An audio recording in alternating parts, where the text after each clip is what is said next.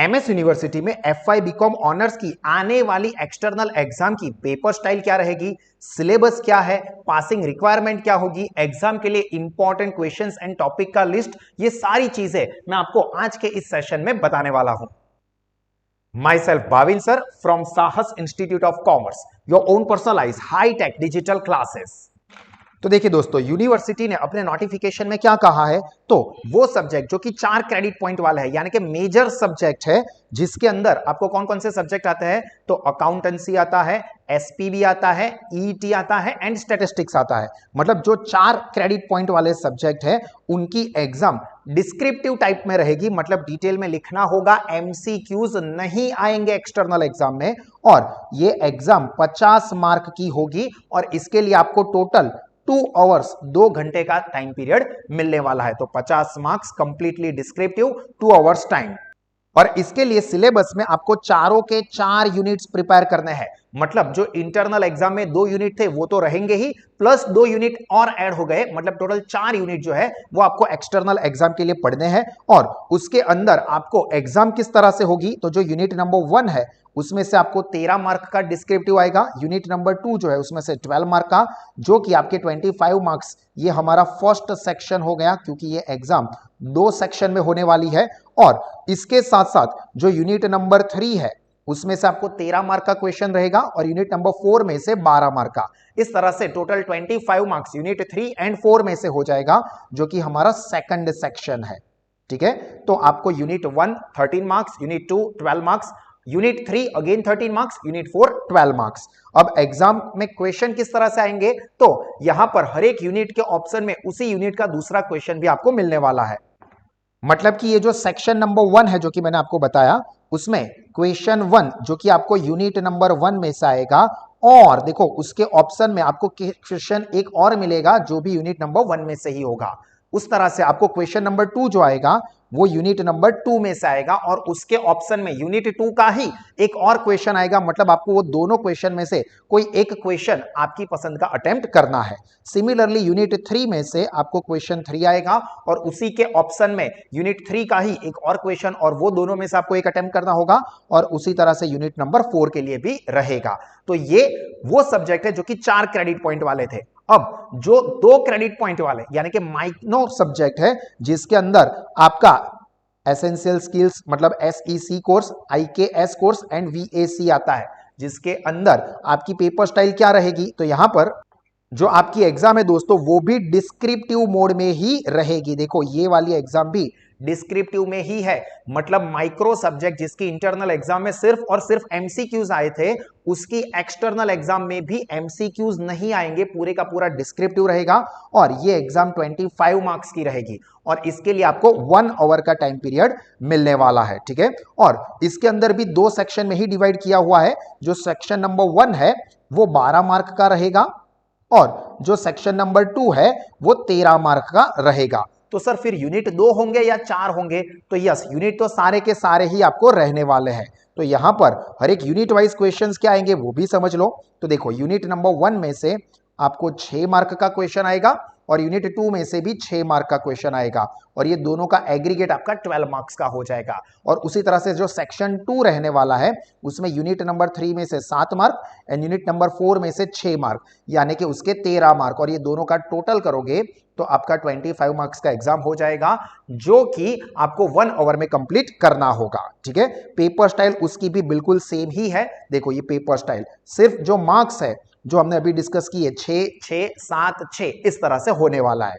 अब यहां पर खास क्या चीजें ध्यान रखनी है कि आपका एक सब्जेक्ट ऐसा है एफईसी जिसके अंदर आपको 4 नहीं बल्कि 3 ही यूनिट है। तो सर उस केस में फिर क्या होगा, तो देखो यहां पर यूनिवर्सिटी ने उसके लिए भी नोटिफिकेशन दे दिया है कि the 2 credit course subject that has less than 4 units, यानी कि हमारा प्यारा FEC in the course content curriculum shall keep above mentioned weightage of marks for the section from the syllabus to ensure the common paper style। मतलब आपको 3 unit में से questions आएंगे, but paper style तो यहीं पर फॉलो करनी होगी। मतलब बाकी के यूनिट का वेटेज जो है वो थोड़ा बढ़ जाएगा, बट पेपर स्टाइल तो सभी की सेम रहेगी। सिर्फ यूनिट 4 में से क्वेश्चन नहीं आएंगे, उसकी जगह पर यूनिट 1 2 3 के क्वेश्चन आ जाएंगे। अब दोस्तों हम लोग बात करेंगे पासिंग क्राइटेरिया, पासिंग मार्क्स क्या रहेंगे।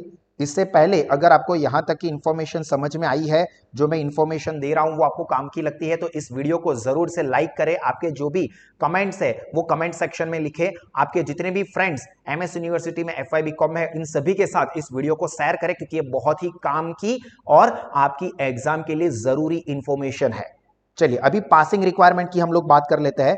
तो जो सब्जेक्ट मेजर कैटेगरी का है, मतलब जिसकी इंटरनल एग्जाम 50 मार्क की हुई थी और एक्सटर्नल एग्जाम भी 50 मार्क की हुई थी, मतलब टोटल आपका यहां पर 100 में से कैलकुलेशन होगा, इंटरनल के 50 और एक्सटर्नल के 50। ये चीज याद रखना दोस्तों कि आपके इंटरनल एंड एक्सटर्नल दोनों के मिला के आपका रिजल्ट बनता है। सिर्फ इंटरनल एग्जाम में सर पास फेल ऐसा कुछ नहीं होता है।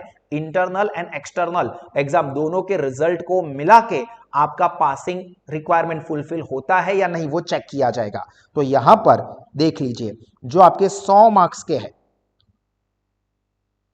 जिसके अंदर इंटरनल एग्जाम 50 मार्क की हुई और एक्सटर्नल एग्जाम यानी कि यूनिवर्सिटी का असेसमेंट 50 मार्क का हुआ, उसमें आपको कितने मार्क्स स्कोर करने हैं, यहां पर देख लीजिए 36 ऑफ द 100 मार्क्स कोर्स। और जो सब्जेक्ट ऐसे है जो कि माइनर कैटेगरी में थे, मतलब के टोटल 50 मार्क्स थे, जिसमें इंटरनल असेसमेंट 25 मार्क का एंड यूनिवर्सिटी का असेसमेंट 25 मार्क का था, वो सब्जेक्ट के लिए आपकी पासिंग रिक्वायरमेंट क्या रहेगी, तो उसमें आपको कितने स्कोर करने हैं, 18 मार्क्स आउट ऑफ 50। क्लियर। तो जो मेजर सब्जेक्ट है उसमें इंटरनल और एक्सटर्नल मिला के 100 में से आपके 36 होने चाहिए, और जो माइनर सब्जेक्ट है उसमें इंटरनल और एक्सटर्नल दोनों के मिला के कितने होने चाहिए, 18 मार्क होने चाहिए।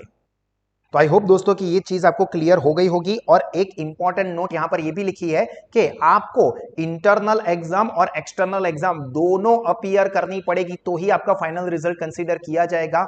अगर कोई भी जो एक्सटर्नल एग्जाम है यूनिवर्सिटी असेसमेंट, ये तो कंपलसरी ही है।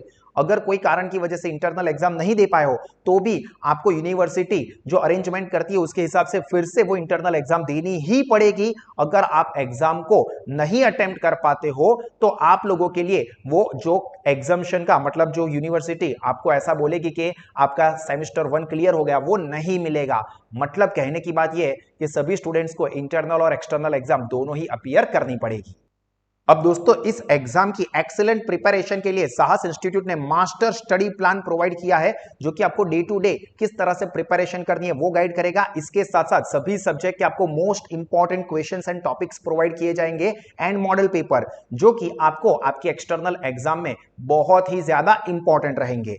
और ये सभी के सभी सब्जेक्ट के सारे यूनिट्स के प्रिपरेशन सेशंस साहस स्मार्ट स्टडीज एप्लीकेशन के ऊपर रखे हुए हैं, जो कि कोई भी लेवल का स्टूडेंट बहुत ही अच्छे से समझ सकता है और अपनी एग्जाम में बेहतरीन परफॉर्मेंस दे सकता है। तो अगर आप या आपके कोई भी फ्रेंड्स ऐसे हैं जो कि साहस इंस्टीट्यूट में अभी तक नहीं जुड़े हुए हैं, तो साहस इंस्टीट्यूट के offline modes, online live mode या साहस एप्लीकेशन, जो कि स्टूडेंट्स का सबसे फेवरेट ऑप्शन होता है, उसके थ्रू एजुकेशन ले सकते हैं।